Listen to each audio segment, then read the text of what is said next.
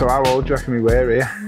Got to be 13, 14, somewhere around there. Driving boats at 13 and 14, well, it was only destined for good things, wasn't it? The story of how we started is that we'd obviously known each other since we were 11, and then we'd worked on a lot of different building sites together. He was my hired hand. Literally. We always had ideas about different things, and then we were working on a bar together. This was a bar that I had at the time, and Dan come and he just knew how to think about things in a way that nobody else could, and that's when we really learned that we worked so well together, wasn't it? Well, then you opened that bar, and I sort of just went off, and I think my next job at that point, I was working on a horse box, like kitting a horse box out, which was all right. It's quite creative and this, that, and the other, but it was, it wasn't as exciting as doing a bar. So I immediately picked up the phone and said to you, do you want to do something? Which is pretty much where Ghetto Golf started.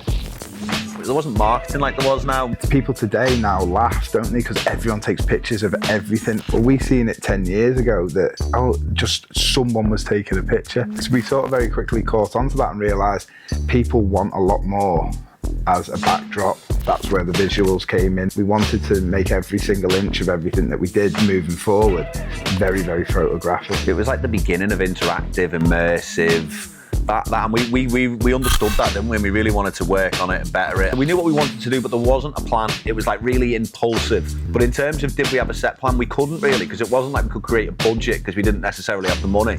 So it was like, what can we get our hands on and how are we going to do it? When we found our first venue, right, we found it and it had half a roof. It was literally derelict. No one had been in it. It was in the Cane's Brewery in Liverpool. We walked in and literally the landlord was like looking at us like, you cannot like this. Like, what do you see about this? And we knew it was perfect. We hit a point where we were like, we need to blast. We need to absolutely blast this entire place. We want to put light into it. We want it to be a backdrop to the set design. We knew a few graph writers anyway, but we met some guys on the skate park who were graphing on Jamaica Street, and we were like, look, come in and have a look what we're doing, and we think you're gonna like it. And they didn't come, and we were gutted. And then like a few nights later, there was just one on a BMX, and you managed to get him in, didn't you? And then that was it. Then he came in, and then he went off. Then the next night he went, can I bring some of my pals? Didn't he? Yeah. But we never thought someone would book before we'd actually opened. And every time the payment would come in, the music would go lower to let the notification come through. So every time the music would go lower, we'd go, way, and then ding, all around this massive warehouse. Everything about that moment and that time, I don't think that's ever left us, has it?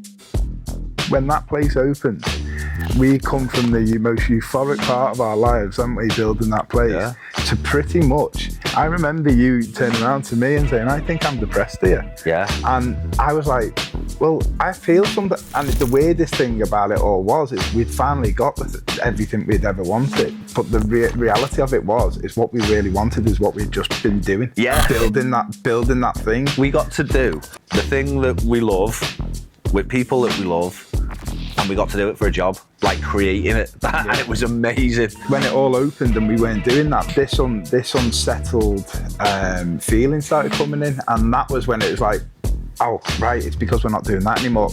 Okay, let's go and do it again then.